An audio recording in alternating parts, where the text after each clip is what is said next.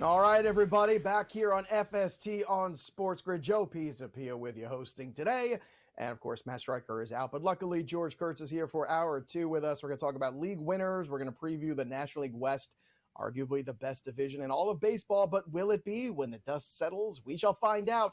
But before we get to all that, it's time to look at the injury roundup because that's going to affect not just the start of your fantasy season, but also your first set of waiver wire claims. If you can believe it, probably processed today in most leagues. So we're going to try to help you with all of that. Let's start here with the Yankees, George, because that's a team that's always dealing with a lot of injuries, unfortunately.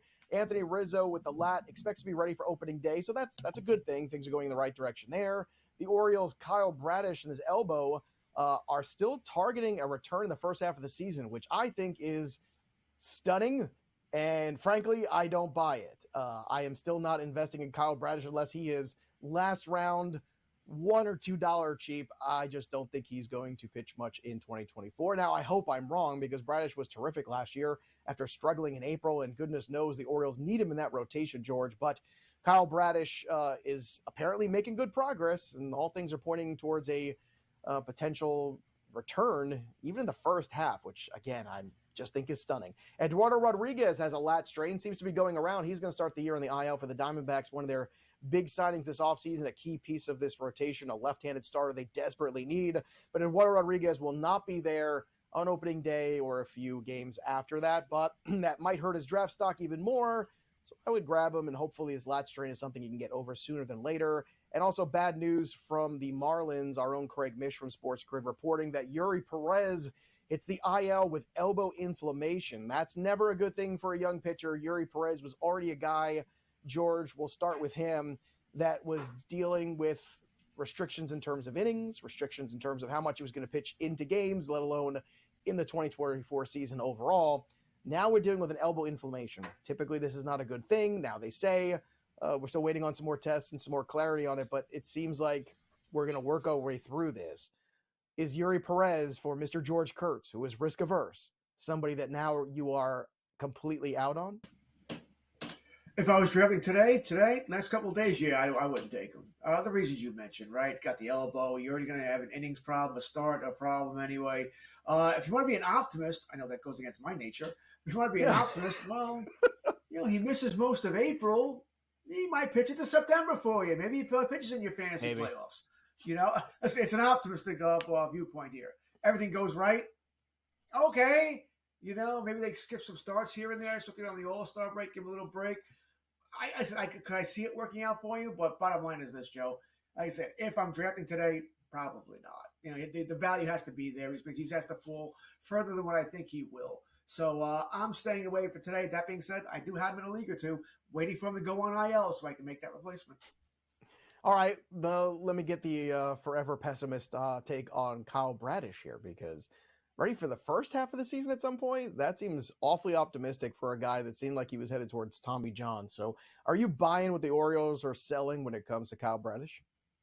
No, I'm right there with you. He falls late, $1, free, or I guess get him and put him on IL, fine. I said, you can take anybody in the last round of your draft and assuming you have unlimited IL slots, put him on IL and pick somebody else up. Who else are you going to who are you worried about taking round 29 of your draft that you can't just put him on IL and find somebody after the draft? That same player you're getting here. So why not? It's certainly worthy of the chance. Maybe even around 25. Maybe even spend $2. I don't mind that. Anything more I'm not doing. I don't think he pitches much at all this season. I think this is Tommy John waiting to happen. And by the way, what makes us think that even if he does, he's going to pitch well? So no. I'm out on Bradish. So good injury news, if there ever is such a thing. Cubs manager Craig Counsell told everybody that Justin Steele remains on track to start opening day. Steele took a ball off the knee on a line drive, but seems to be okay. That's good news. Also a giant sigh of relief for all of us, including me, who have Nolan Jones. He fouled a ball off his knee. Just a contusion. He had trouble walking off, but again, seems like everything is okay and intact. He's going to go for some more tests, but so far it seems like just a contusion, and maybe a bigger problem was averted there, but certainly a lot of pain for Nolan Jones. So speedy recovery for him. And Miguel Andujar out 4 to 6 weeks after being diagnosed with a torn meniscus in his right knee. Again, a shame because it looked like he was slated to be an everyday player in Oakland. Hopefully he will get that opportunity when he returns. Speaking of everyday players, George, it's very rare I get to, chat with you all that much. So now that I have you here, I want to ask you about the Yankees top of the order with DJ LeMahieu, a player last year that struggled, hit just 240. This year has not looked good in the spring. The spring numbers for DJ LeMahieu, 10 games this spring, hitting 222 with a 535 OPS. That is ugly. He has shown no power. The on-base, 276. I keep saying he is not going to last at the top of this Yankee order.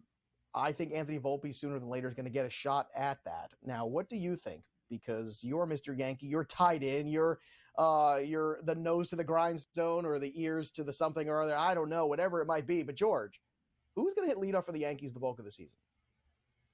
We can Gleyber Torres as well, that he should be there. Torres, actually, he's looked good this spring. Good hitter. He's batted there before. I agree with you about LeMahieu. I think LeMahieu's done. Certainly as an everyday player. Yeah, he just can't do this. But the Yankees don't have any. The Yankees don't have a third baseman. I have no idea who's starting at third base for the Yankees on opening day. I'm guessing Orlando Cabrera would be my guess. I don't know if LeMahieu's going to be ready. But if you think you're going to get 150 games out of LeMahieu, you're smoking the good stuff, man, and bear style along, because that's not happening. All right, but it's bad roster construction by Casey. It was a bad contract because he wanted to spread out the contract. He gave him a 7-year deal instead of a 3-year deal. Just idiotic. Whatever. But no, I want nothing to do with LeMahieu. I'm going to say Torres would be that guy. I think they're going to be much more careful with Volpe this year because I think they do know they rushed him last year and wanted too much out of him too soon. Yeah, look, Volpe's going to start the year hitting lower in this order. And I bring this up because Volpe is still a player that is, I think, being very undervalued in drafts. Agreed. I mean, last year, despite the fact that he hit just around 200, he did go 20-20. Let's not throw that out. He's the 16th shortstop going off the board, an ADP of 28. Again, last year, 21 homers, 24 stolen bases, hit just 209. I've seen this kid play in person many times because the Somerset Patriots, the Yankees AA ballpark, is just 15 minutes from where I live. So I got to see him play in person. He reminds me a lot of a Dustin Pedroia type player, a guy that's going to hit for more power than you think, real hard-nosed player. And I think kind of that hard-nosed player mentality is why he struggled last year and he pressed. He is such a tough guy. He's such a hard-nosed player. He wants every at-bat to be great, every moment to be good. And sometimes that just doesn't happen. You got to settle in and be comfortable. And I think he just got a little tight when he was going through there. George, I don't want to just, continue to make you feel bad about the Yankees. I want to make you feel good about some other things too. So as we continue to look ahead at some league winners, is there a particular guy that you've had your eye on that is a league winner that you've been drafting everywhere at his ADP? I don't know this guy I draft everywhere. I don't know this guy I feel great about. I can tell you, Langford was such a nice pick a month ago. And now everybody and their mother's on this guy, right? Because the public, this guy's going to hit 18 home runs a week, going to steal 60 bases, he's the best player in baseball since Babe Ruth there. So it's amazing how much the pub has gone about him. He was a nice pick, though, a month ago. He was. He went for $35 in my salary cap league this past Tuesday. 35. It's a little high for me, even though you can keep him. We come back. We're going to tell you the guys at the pitching spot that could win you your league in 2024. Who are those names? We'll tell you when we return. Stick around. More FST right after this.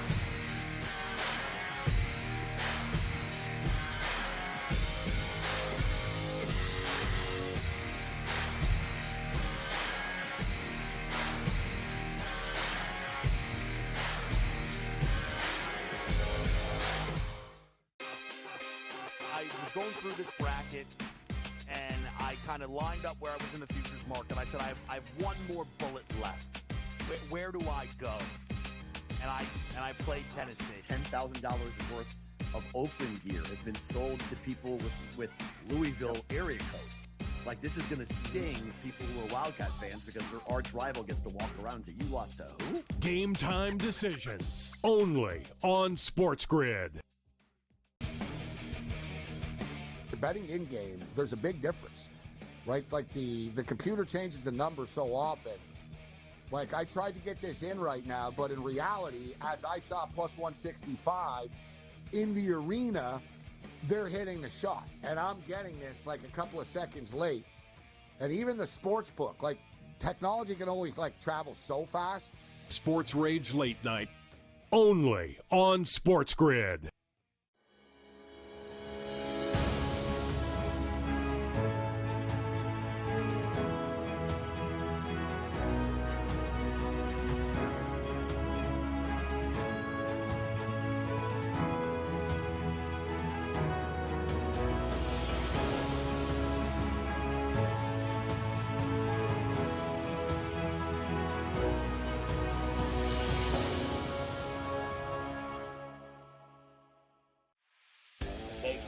into the Pac-12 tournament, they win it, then they go into the NCAAs, and they put up a bucket load of points. They have looked fantastic. That's not the team that I saw in the regular season. All those people that had all that extra time because of those COVID seasons is going to be gone, and you're not going to really have the 23, 24, 25-year-old basketball players running around anymore. You're not going to have it. Pharrell Coast to Coast, only on SportsGrid.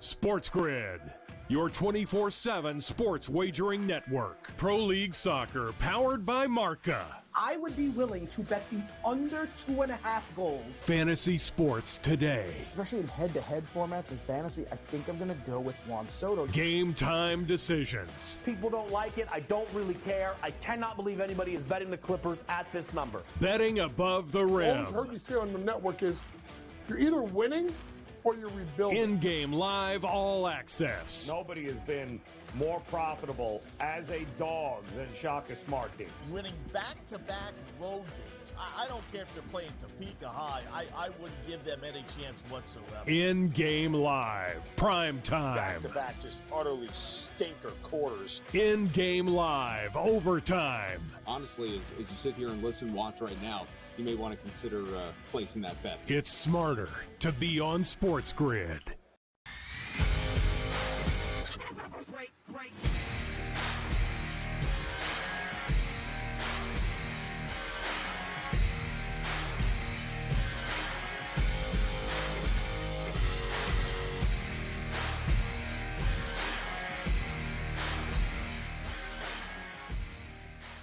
All right, this is what you came here for, everybody. You want to win your leagues, and we've been helping you do it here the last few weeks, giving you the sleepers, the busts, the breakouts, and everything in between. But these are some players that have the potential, at least, to win you a league. And we're going to start with a pitcher who is going around the 100th pick overall.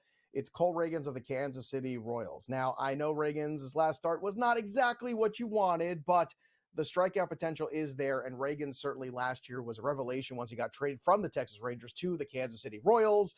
Last year, in 71 innings pitched, he had 89 strikeouts, 27 walks, an 11.2 strikeout per nine. That is elite-level stuff, my friends. So far this spring, despite the fact the ERA is a little bit high and that last outing wasn't great, still got 16 strikeouts in 13 innings. Again, that's what you're looking for, just 3 walks. So as long as the strikeout-to-walk ratio holds, Cole Ragans is going to have a lot of success. When you take a look at the projected numbers for 2024 when it comes to Ragans, 10 wins, 172 strikeouts, a 3.94 ERA, a 1.30 whip.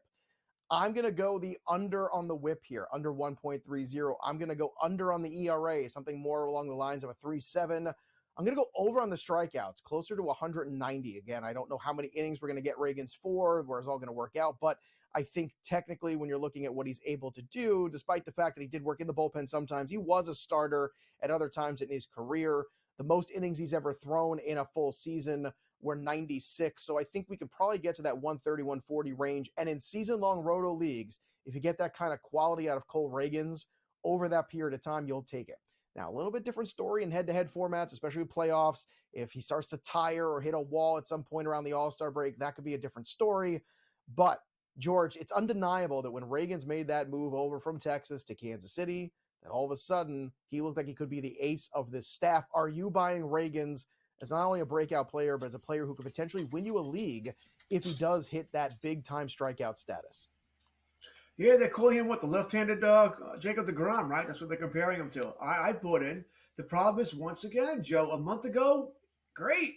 Now, not so much. The pub is up there. You know, the pub is up there on this guy that he could be that guy that wins you a league. So there's no value here anymore. I do worry somewhat that he may not get the W's you need. We may not care about wins as far as a baseball stat anymore, but we do in fantasy. You know, for the most part anyway. Maybe you play in a league where quality starts are over wins, which is probably how you should do it. But, you know, so I'm worried about he's going to lose some 3-2 games, 2-1 games, or he may come out the bullpen's going to be terrible and he loses a win that way. Because I think they will baby him. All right? You already said it. 130, 140 sounds about right. He's not going to be 32 starts. That's not going to happen. They will baby this guy because they're not going anywhere this year. So there is that. But if you ask me, do I believe in the guy? Yeah, I do. I think he is the real deal. All right, here's a guy who's 35 years old, who's been around the block more than a few times and more than a few seasons, who has had elite-level seasons, Cy Young caliber seasons, But obviously, the last few years have been very frustrating for Chris Sale. Now, Chris Sale finds himself for the first time in the National League and finds himself pitching for the elite Atlanta Braves, a lineup that doesn't quit, a lineup that has phenomenal defense as well, run support, everything you can ask for. And so far, Chris Sale has looked good. He's looked healthy this spring. How healthy? Well, over 11 innings, 17 strikeouts, a dominant spring performance, 4 walks for him. He is one of those guys, George, that I always say spring training means nothing except for the players that it means everything to. And I think Sale is one of these players. To me, it meant everything. If you asked me 6 weeks ago, was I drafting Chris Sale? The answer was no. And the last few drafts I've done, I've taken him everywhere. Why? Because he pitches for the Atlanta Braves now, folks. You look at the projections, 10 wins, 165 Ks, a 3.80 ERA, and a 1.17 whip. These are numbers for about, 20 starts, 25 starts there for Sale. If he goes and has a full healthy season, he's going to obliterate those. And when you look at the ADP 137 overall, it's hard not to be intrigued by Chris Sale. Now, I understand he brings a lot of negativity the last couple of years, different injuries too, not just arm-related, some weird, quirky injuries also. But perhaps this is the change of scenery Chris Sale needs. I am buying in because of the good spring, because the health has been good, but most importantly, he's in the best spot to be successful, which is Atlanta. What do you think about Chris Sale? Are you now coming around and buying in, or are you still out because of the recent lack of success and lack of durability Chris Sale has shown? Well, I was already in. That being said, I'm in with my eyes wide open. All right. I know 22 and a half. That's what I got him for. You know, around, you said 20, 25. So I'm right in the middle there, 22 and a half. It's about what he'll give me. And I understand that. I said, eyes wide open. I know what he's going to give me here. And I'm okay with that. As long as I know, once again, this is now on me. I know I'm going to need other pitchers to replace him when he's hurt. But I think when he does pitch, I think he'll be good. Maybe even very good. And I think by the way, I think the Braves know this too. They're not getting 32 starts. I don't think they understand that. But they're going to get 20 to 22 very good starts out of him and keep him healthy for the playoffs. All right. If you want to talk about dominant springs, how about Shota Imanaga of the Chicago Cubs? Everyone's talking about Yamamoto. But meanwhile, a 30-year-old lefty here for the Cubs, 19 strikeouts in 9 innings, giving up 10 hits over that span. The whip is at 1.24. ERA is a little bit higher than that, but again, it's spring. But clearly the strikeout potential is there for Imanaga. But the ADP is so low, 190, almost the 200th pitcher coming off the board. That to me is absolutely crazy. We're talking about guys going ahead of him right now. Brian Wu, Bryce Miller, Nick Pivetta, Eduardo Rodriguez, who's already injured. I would take Imanaga over all of those guys. And I like Brian Wu. But if you're looking here at the projections for him, 9 wins, 157 strikeouts, an ERA around 4, and a 1.22 whip. Considering we've seen this guy be successful, George, in the WBC against major league hitters before, considering this is a veteran pitcher, considering size is not really an issue for him and the fact he's left-handed, it seems like Imanaga is going to be a problem the first time around the league. What do you think about Imanaga and his draft cost? Because to me, it's one of the best on the board. You took my thunder there. That last line you said, I think he's the definition of a guy you want to trade by Memorial Day. Once there's film on him, once he goes through the second time through the league, as you were hinting there, I think that's when he'll get hit. That's when they'll get used to him. They'll figure him out a little bit. Once again, baseball's a game of adjustments. He is going to be a surprise. No one, for the most part, has seen him all that much. So, I think you'll love him in April, love him in May. Then I don't think he's going to crater. Don't get me wrong. But I think that's when he'll become maybe more closer to league average. So I think he's going to be the definition of a sell-high player somewhere around Memorial Day. But what about Kodai Senga? Because last year, we could have had that same thought process with him, but that was a guy that actually got better as the season went on. So do you think he is more like Kodai Senga or more like some of these other pitchers we've seen come over and struggle with the length of the MLB season and also the every 5th day taking the ball situation? Yeah, I'm going to go close to the second half of that. I don't think it's going to be as close to Kodai Senga, who we don't know when he's going to start for the Mets, maybe somewhere in May. I like Imanaga. I do. I just don't think I don't think he's Senga. I don't. I think he's probably next tier down. So I'm going to go, like I said, I'm going to go with the guy. I'm going to love him for, at least I hope I'm going to love him for 6-8 weeks, but then I'm going to try to move him. I'll probably try to move him before he has that first really bad start. The last guy on our list is 274, Paul Skeens of the Pittsburgh Pirates, the number 1 overall pick from last year. And Skeens has already been sent down. So you're saying, Joe, why is he a league winner? Well, because if you look at how good Skeens is, the only thing you can compare him to is Steven Strasburg of 2010. Similar path. Skeens, I think, is going to have a very different career, but at least I hope so. If you look at what he did, he came up in June, Strasburg, of that year, through 68 innings. Over those 68 innings, 92 strikeouts, 17 walks. He had a 1.07 whip and a 2.91 ERA. If you get 60 to 70 innings of Paul Skeens this year, it's going to look a lot more like that than it is like these projections of 51 strikeouts and a 4.5 ERA. Paul Skeens is throwing 100 miles an hour. He is dominating. He is a big-bodied pitcher already at his age, and I think fully formed, and I think a guy that the Pirates are going to have no choice but at some point have to bring up this season. And whether it be in the middle of your league season where you need another pitcher, or whether it be towards the end or maybe even in the beginning, at some point Paul Skeens is going to give you some quality innings, and that can help win you your league. When you come back, I'll look at the other side, the offense. Who are the hitters that are going to win you leagues in 2024? I'll tell you right after this.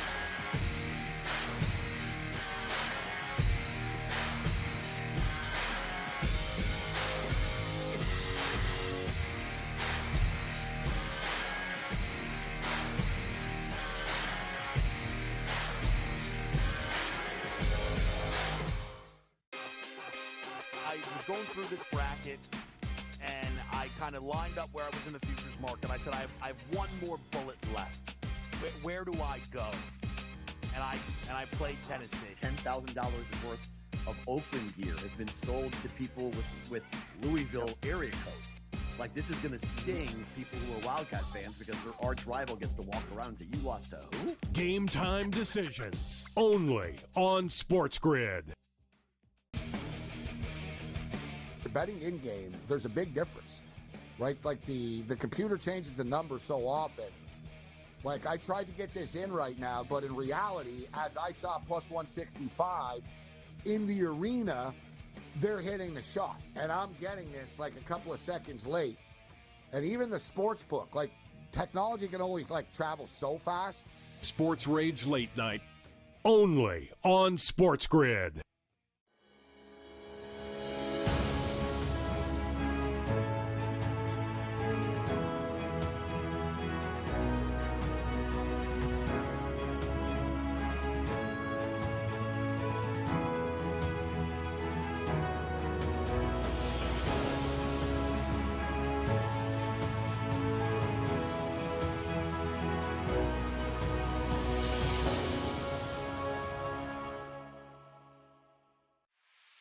They go into the Pac-12 tournament, they win it, then they go into the NCAAs, and they put up a bucket load of points. They have looked fantastic. That's not the team that I saw in the regular season. All those people that had all that extra time because of those COVID seasons is going to be gone, and you're not going to really have the 23, 24, 25-year-old basketball players running around anymore. You're not going to have it. Pharrell Coast to Coast, only on SportsGrid. SportsGrid, your 24/7 sports wagering network. Pro League Soccer, powered by Marca. I would be willing to bet the under 2.5 goals. Fantasy sports today. Especially in head-to-head formats in fantasy, I think I'm going to go with Juan Soto. Game time decisions. People don't like it. I don't really care. I cannot believe anybody is betting the Clippers at this number. Betting above the All rim. I've heard you say on the network is you're either winning or you're rebuilding. In-game live all access. Nobody has been more profitable as a dog than Shaka Smart team. Winning back-to-back road games. I don't care if they're playing Topeka High. I wouldn't give them any chance whatsoever. In-game live, prime time. Back-to-back, just utterly stinker quarters. In-game live, overtime. Honestly, as you sit here and listen, watch right now, you may want to consider placing that bet. It's smarter to be on SportsGrid. Great.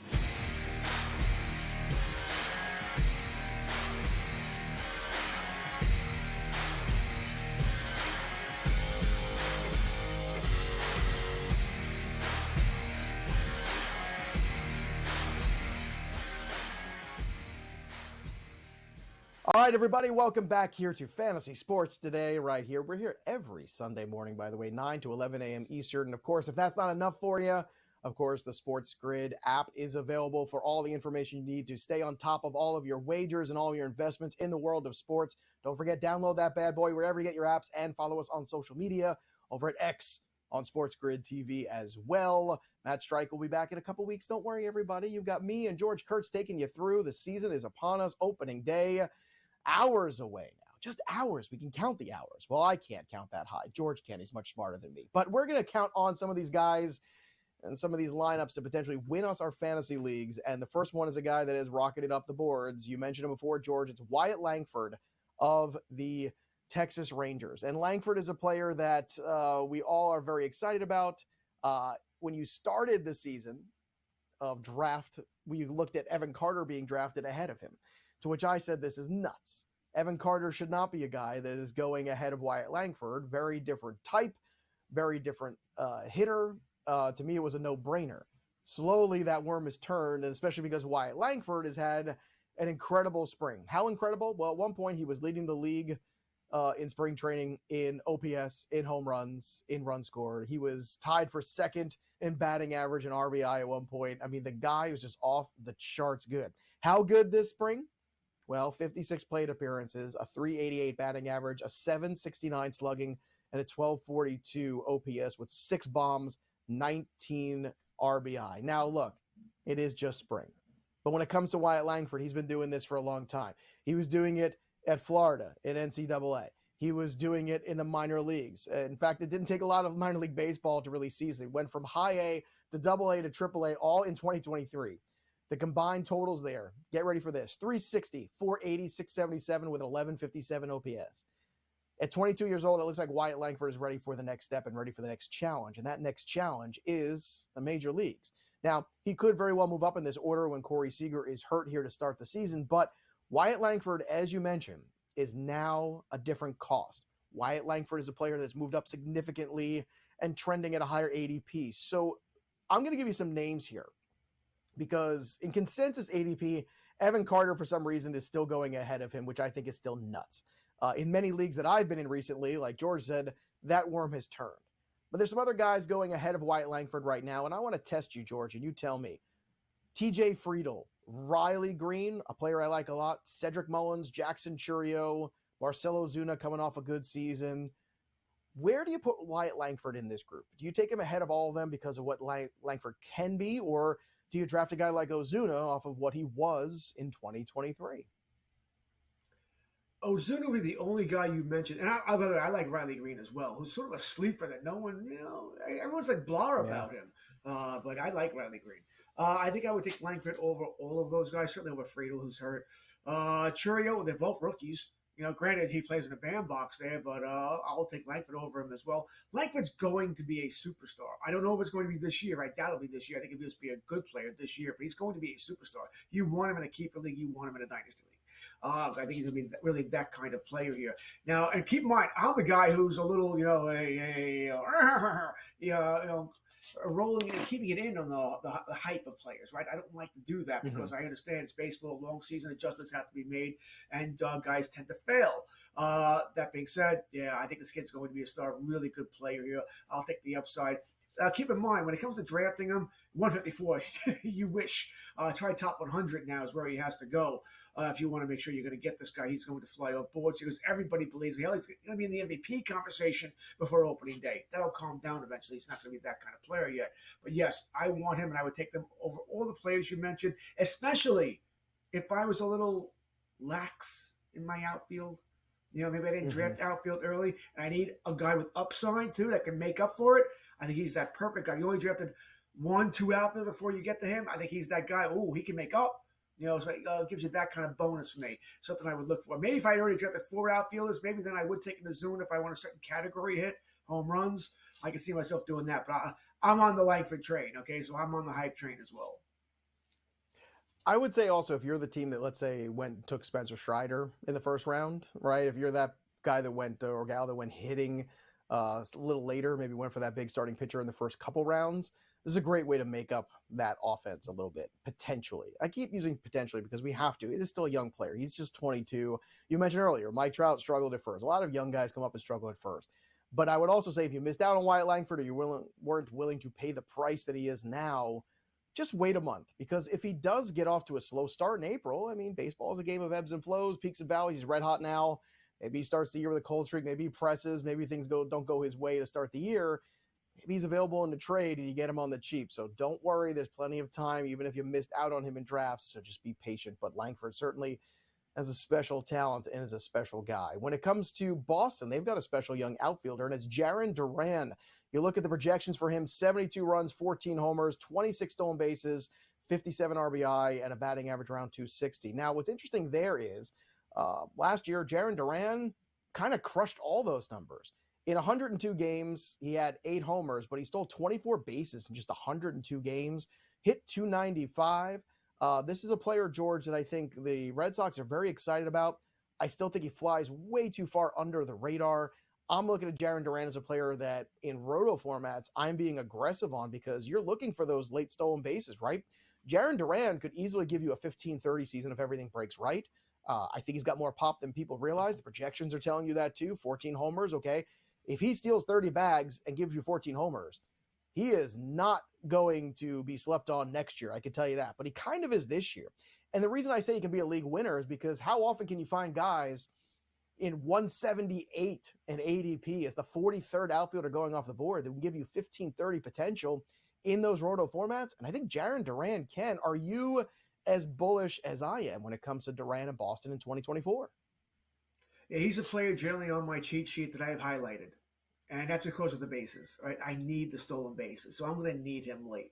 And I like the fact that he's an outfielder. I mean, once again, most leagues just start 5 outfielders. So I like the fact that I can, I don't want to say burn stolen bases on an outfielder, but I'd rather burn it on an outfielder than a second baseman or, a shortstop, third base, whatever it might be. So yes, he's a player I highlighted because I think he can do better than those numbers, especially at stolen bases. And his average, by the way, all right, it's not going to help you, but probably not going to hurt you either. You know, and I kind of like that I don't have to worry about finding a replay. Like, you should have Kyle Schwarber. You better get Louis Arias too, right? They'll make up for it. That sort of thing. I don't have to worry about that with Durant. I can get my bases without the cost of another category here. 14 home runs. I would think you tell me 14 and 32. I'll take that. I'll sign up for it. I'll take it. You know, can he hit more than 14? Yeah, I think he can. Not enough where I'm going to be thrilled about. Oh wow, he hit 28. I don't see that. But, I think he gets 17, 18, maybe even be a 30-20 player. That wouldn't shock me either, Joe. But I love the bases here. And I think he gets more than 30.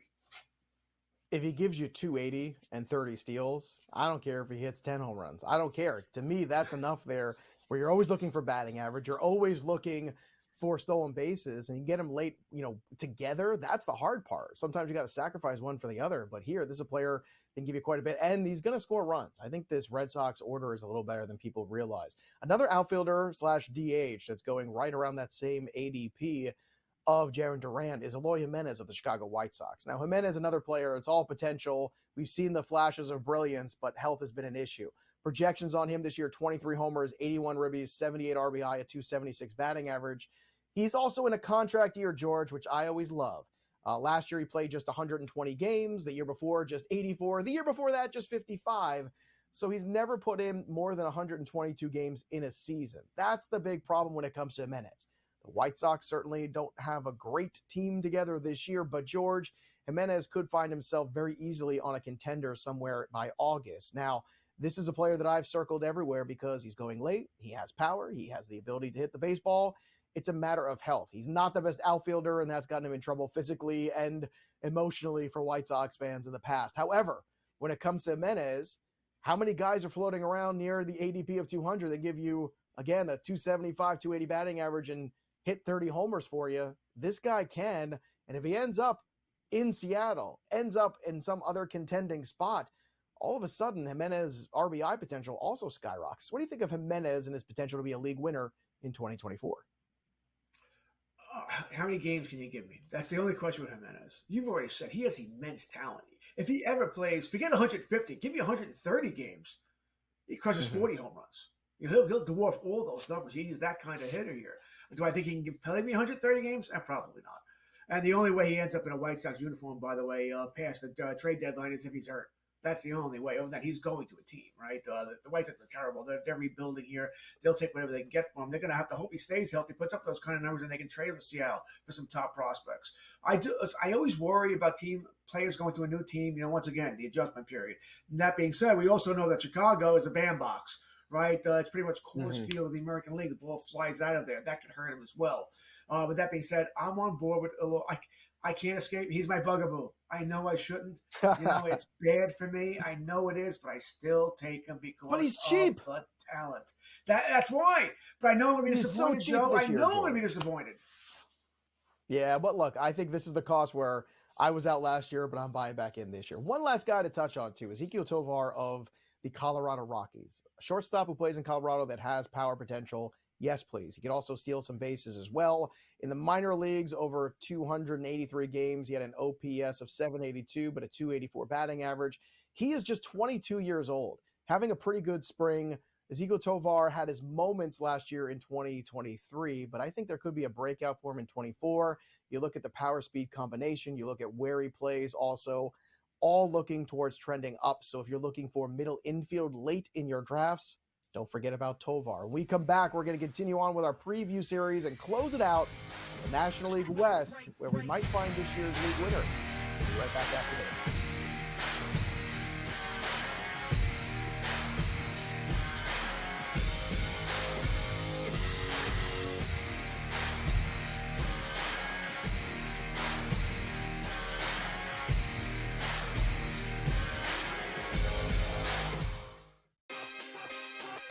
Going through this bracket, and I kind of lined up where I was in the futures market. I said, I have one more bullet left.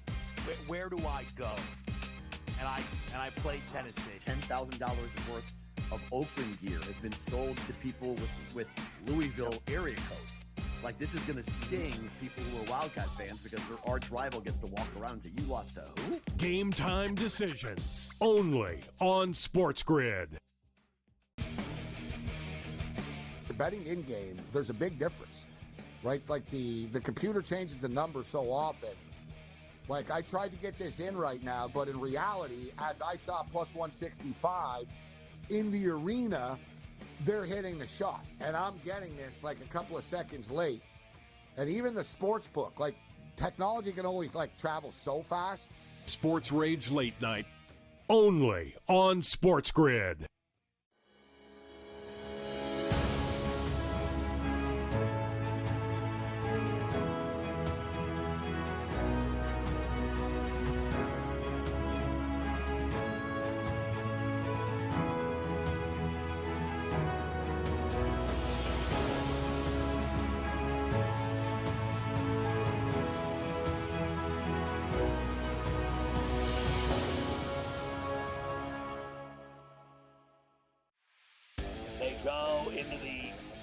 Tournament, they win it, then they go into the NCAAs and they put up a bucket load of points. They have looked fantastic. That's not the team that I saw in the regular season. All those people that had all that extra time because of those COVID seasons is going to be gone, and you're not going to really have the 23, 24, 25-year-old basketball players running around anymore. You're not going to have it. Pharrell Coast to Coast, only on SportsGrid. SportsGrid, your 24/7 sports wagering network. Pro League Soccer, powered by Marca. I would be willing to bet the under 2.5 goals. Fantasy sports today. Especially in head-to-head formats in fantasy, I think I'm going to go with Juan Soto. Game time decisions. People don't like it. I don't really care. I cannot believe anybody is betting the Clippers at this number. Betting above the rim. All I've heard you say on the network is you're either winning or you're rebuilding. In-game live, all access. Nobody has been more profitable as a dog than Shaka Smart Team. Winning back-to-back road games. I don't care if they're playing Topeka High. I wouldn't give them any chance whatsoever. In-game live, prime time. Back-to-back, just utterly stinker quarters. In-game live, overtime. Honestly, as you sit here and listen, watch right now, you may want to consider placing that bet. It's smarter to be on SportsGrid.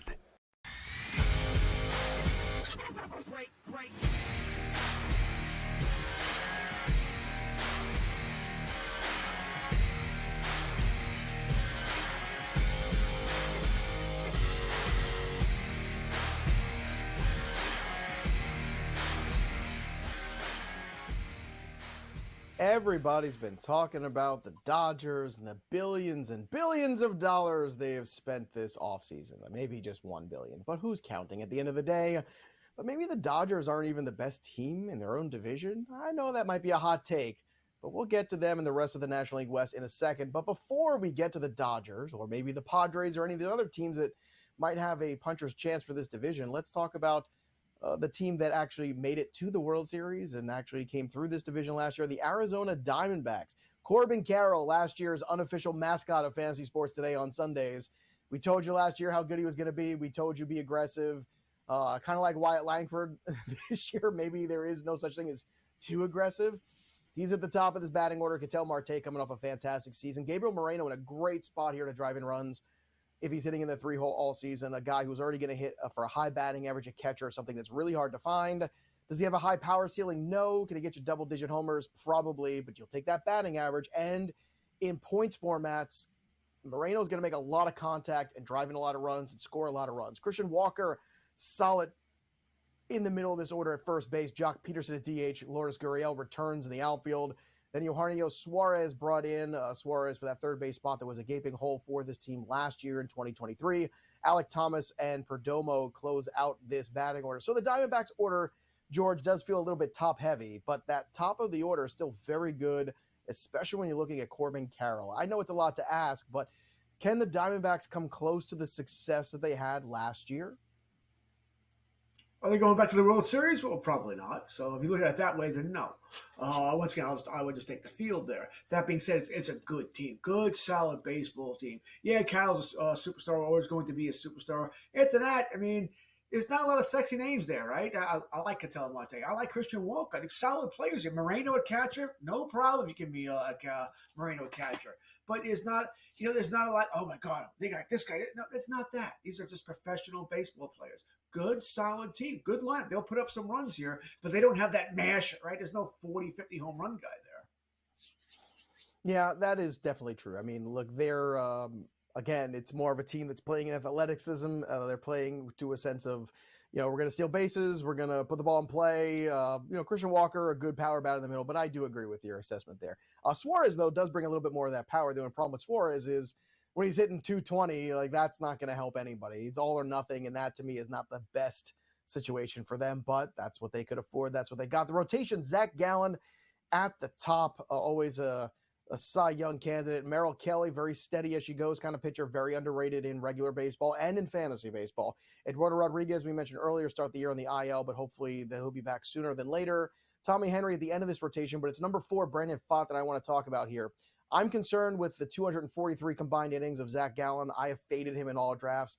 But Brandon Pfaadt was a guy last year that we had high hopes for, high expectations.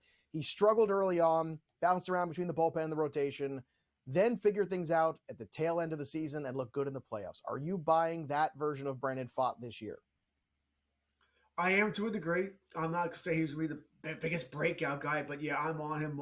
I'm higher on him than most. Probably a round or two higher. Whereas a guy I would like, not that I have to get him. He's not that kind of player where I'm going to go crazy, make sure he's on my team here. But yes, I do believe here. Probably the only guy I do, because I'm fading Gallen like you. That inning scares me, Joe. It just scares me, especially in today's game here. Kelly, like I said, I don't have much hope for there. Erod, no. Tommy Henry, So Pfaadt is if there's one upside guy in this rotation, it is Pfaadt for me. All right, so Brandon Pfaadt, both of us are in on. All right, let's get to the Dodgers, the juggernaut. You know these names pretty well. Mookie Betts at the top of the order, Shohei Ohtani in the 2 spot. Freddie Freeman doesn't get better than that. Best 1, 2, 3 in baseball? Probably yes. Will Smith at catcher. Then you have Max Muncy at third, Hayward at right field. Teoscar Hernandez, a huge offseason addition. I think Hernandez should be up higher in this potential lineup, but we'll talk about that in a second. Hernandez, another guy, you could drive in 100 runs here, hitting from the 7 spot. James Outman, we also discussed in hour 1. If you missed that, you could always watch it back. But Outman, polarizing guy, a mixed bag in 2023, some great, some not so great. We'll see if consistency can be found for James Outman in 2024. And then Gavin Lux, who we're constantly waiting every single year for Gavin Lux to be the guy at second base for the Dodgers. And every single year, it seems like the answer is no. It doesn't matter, I guess, at this point, because when you have the top of the order that's so good from 1 through 4 there, I don't know if it does make a difference, but the Teoscar Hernandez addition to me, lengthening that lineup was huge. Now you give Outman an opportunity to really blossom, and it doesn't matter. You're not living and dying at the second half of this lineup with James Outman's peaks and valleys. What do you think of Teoscar Hernandez's addition to this lineup and also the potential of the Dodgers? Are they going to break the wheel in terms of scoring, or are they going to underwhelm with all these expectations, George? Oh, I think they'll score plenty of runs. I don't know they're going to break the wheel and score 1,000 runs. That's not even a joke. That's what people wonder, can they score 1,000? But I think they'll score more than their fair share of runs. They can hit. The only reason why Hernandez is hitting 7th and not 6th, let's say, is they have a lot of left-handers, right? So they want someone to break those left-handers up of Hayward, Outman, Lux. A lot of lefties in that lineup there. But Hernandez is a better hitter than giving credit for here. They'll score. Max Muncy, take some ground balls, buddy. That was a brutal defensive showing in Game 2 in Korea. Yeah. All right? Take some ground balls there, buddy, and figure it out. I definitely would agree with that. All right, the rotation. Yoshinobu Yamamoto leading this rotation. Tyler Glasnow, big expectations for him. Bobby Miller, in my opinion, George, might be the best return on investment in fantasy of any of the guys in this rotation. James Paxton, again, you got to cheap out somewhere if you're the Dodgers, and this is where they have in the back of this rotation. Now, they did bring back Kershaw, but he's not going to be around for the first 4 months of the season. So that's a long time to get there. I know it's the argument of, hey, why can't you just bring Kershaw back then instead of trying to deal more prospects to bring in another pitcher at the trade deadline? Okay, that's fair. That's a smart way of looking at it. But can Gavin Stone, Paxton, Emmett Sheehan carry the back end of this rotation, these last 2 spots for you? And will Yamamoto live up to all the hype? Because so far after the first start, the answer might be no. And we're not even mentioning Walker Buehler, who's back May 1st. Probably for most teams could start now. They can baby him. Right? They're babying him. Most teams, Walker Buehler would be starting on opening day. So, listen, it's rich here. It's rich. Do I think Yamamoto is going to be the player? Not this year. All right? I think he'll be good. I'm not worried about one bad start, by the way. I don't care. You mentioned it earlier. There's a lot of stuff going on there, a lot of pressure, nerves and all that. He'll be fine. I don't think he's going to be, the greatest thing since sliced bread that people thought he was going to be, but he'll be fine. I love Glasnow. I think he's fantastic. But once again, 22 starts, 23. That's always been Glasnow's problem. Paxton, I guess he's the odd man out, or he better pitch well, because when Sheehan and Buehler come back, they both got to pitch. Maybe Sheehan's the odd man out there. Buehler's certainly going to be a starter. I like Gavin Stone a bunch. I like Gavin Stone a whole bunch, by the way. But there is pressure here. There's pressure on Stone, pressure on Paxton. Because Miller, Glasnow, and Yamamoto aren't losing their starting spots. So when Buehler comes back, someone got to go. Maybe someone's got to go when Sheehan comes back. Or maybe they're all battling here. So there's be pressure on these guys to perform here. But I like what Gavin Stone can do. I would give him a leg up on Paxton right now. Well, it's also not like Yamamoto making 30 starts as a lock. Tyler Glasnow's career high is 120 innings from last season. So as much as, and I do have high expectations for Tyler Glasnow, I think this could be a guy that could contend for a Cy Young this year. That's how good he is. He hasn't done it. He hasn't made 30 starts ever in his career. He's never been that horse. So a lot of questions with his rotation for the Dodgers. So before we anoint them, we're going to talk about some other teams. The Giants, Jung-Hoo Lee, the big offseason addition for them. Giants spent some money. Estrada at second base, Wade at first, Soler, free agent they spent some money on in the middle of this order. They desperately needed somebody else here to hit cleanup, and they've got him. Conforto returns in left field. Chapman, another addition at third base, so good defensive player there. Yastrzemski in right. Patrick Bailey, catcher, and Marco Luciano at shortstop. But Luis Matos, the young prospect, has had a really good spring. This is a player that had a good 2023 minor league season. Mixed bag at the major league level last year, but I would not be surprised if Matos ends up playing a lot more for this team. You look at the Giants lineup, maybe it's better than people realize, but what do you think about the way the Giants lineup looks with Lee at the top and Soler now in the middle of it? Love the additions they've made here, right? The Giants have always been willing to spend money. They've just always finished second place, right? They wanted Judge. No, he went, went to the Yankees. They've been other players. Harper, they wanted Harper. No. He went there. They've always tried to get people, but they've always finished second for whatever reason. Players, San Fran just hasn't been that number one destination. That being said, you added Chapman, solid. Soler, solid. Lee, solid. Your lineup is better. It's certainly better here. You added Blake Snell to the rotation. I like that as well here. This is a playoff team to me. Do I think they're going to challenge the Dodgers? No, there's still holes here. The lineup isn't as good as the Dodgers. The rotation is not as good as the Dodgers. But it's a good, solid team, a playoff team. Do I think they can finish second place in the division? Wouldn't shock me. Wouldn't shock me at all. All right, let's continue on here with the rotation. Logan Webb right now to lead it again. Webb, one of the most steady pitchers in Major League Baseball, has had kind of a mixed up and down spring, but that's okay. I think the spring training doesn't mean much for Logan Webb like it does for guys like Chris Sale having to prove that they're healthy. You've also got Blake Snell here now, eventually in the next couple weeks ahead. Jordan Hicks getting a shot in the rotation. Kyle Harrison, a really good 2023 Keaton win over here. So again, some questions in the back end here, but Harrison, the one is intriguing to me, George. I think this is a good late pick. It's a guy that I'm targeting. Good ballpark factor. I like the fact he doesn't have to be a top of the rotation guy behind Webb anymore. He can settle into the middle of this rotation and just kind of be him. And I think that's very important for young pitchers when they're developing, that they don't feel the pressure. You saw Garrett Cole back in Pittsburgh struggle with it. You saw Max Scherzer in Arizona struggle with it. It takes a while sometimes for guys to figure that out. And when they don't have to be the guy carrying a rotation in their youth, typically the development's a little easier. So what do you think about Harrison and Logan Webb specifically in this rotation? Because I know we talked a lot about Snell at the top of the show. Oh, I like it. I think Snell does make every slot appropriately, right? Webb will be fine. Mm-hmm. Not really all that worried about the so-so spring. Veteran pitcher working on things, doesn't care. All right, Snell, I might have some worries about when he's Snell after being signed late. Fine. Harris, I think, is going to be really good. I think you said it perfectly. There's pressure, but not the pressure to be the ace. All right, you're number 3 at best. Right, so I think he's going to be fine. A nice addition to your pitching staff. I wish I didn't play in so many leagues where people were aware of this guy. I wish I could have got him later here. It is the bottom of that rotation that I worry about. Like I said, Hicks is not making you 20 starts. That's not happening. And I don't know what you're going to be able to get a key win. So I still think they're a starter short here of being a really, really good team. So good team, still has some holes to fill. I think the Padres are a really good team. Xander Bogaerts at the top of this batting order, now playing second base. Fernando Tatis, Cronenworth, who had a big game the other day. Machado at DH. He's going to play third base, obviously, as we get there. We've also got Ha-Seong Kim, Profar, Campusano, Tyler Wade, Merrill. Again, we still have Tatis and Machado and Xander Bogaerts. That's still a pretty formidable lineup. Then the rotation, George. Yu Darvish, Joe Musgrove, Dylan Cease, Michael King, Johnny Brito's pitched very well. This is a rotation that can go out there and just crush playoffs if they can get into it. I think they're incredibly dangerous, George, especially Darvish, who looks like he is Darvish again with that bone spur injury. They got Dylan Cease, who makes a ton of starts. He never misses a start. Musgrove has top of the rotation stuff, and we all know Michael King, what he's potentially able to do.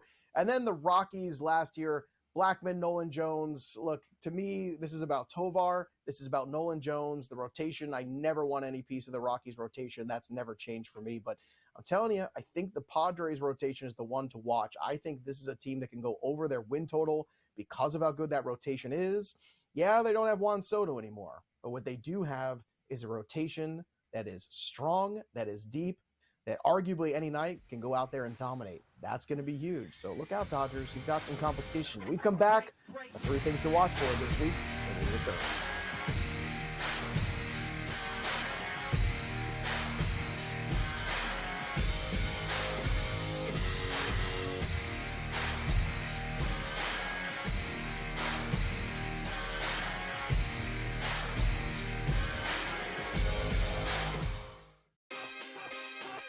Going through this bracket, and I kind of lined up where I was in the futures market. I said, I have one more bullet left. Where do I go? And I played Tennessee. $10,000 worth of Oakland gear has been sold to people with Louisville area codes. Like, this is going to sting people who are Wildcat fans because their arch rival gets to walk around and say, you lost to who? Game time decisions only on SportsGrid. Betting in-game, there's a big difference, right? Like the computer changes the numbers so often. Like, I tried to get this in right now, but in reality, as I saw plus 165 in the arena, they're hitting the shot. And I'm getting this like a couple of seconds late. And even the sports book, like, technology can only travel so fast. Sports Rage Late Night only on SportsGrid.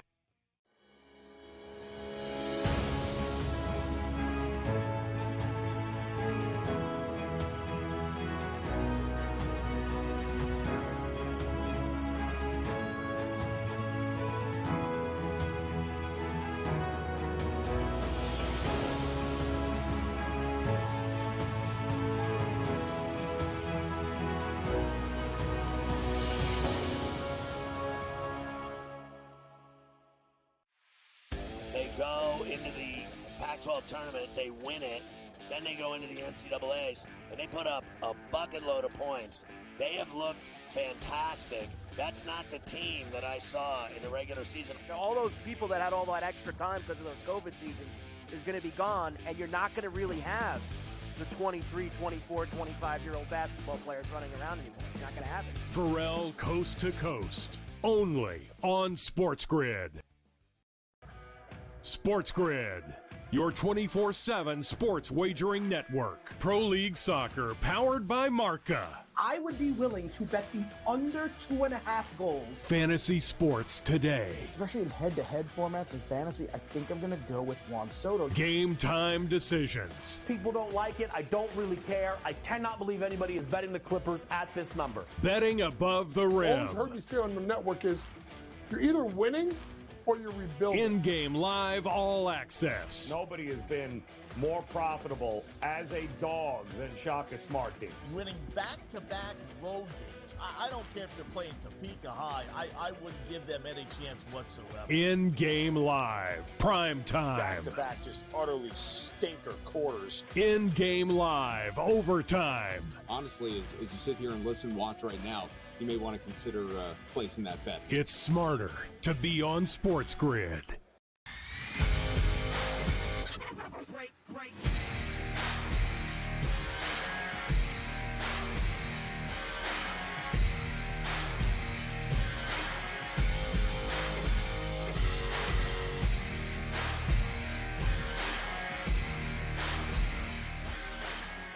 All right, everybody. Thanks for being with us today on Fantasy Sports Today on SportsGrid. We'll be back again next Sunday, 9 a.m. Eastern. George, just out of curiosity, before I let you go here for the day and let you go to your gym and your dog walking sessions and all the very exciting things that you have ahead of you on Sunday, what are you looking for here between now and opening day? Anything stick out to you? Any other injuries or performances or things you're trying to pay close attention to as we get closer and closer to baseball counting?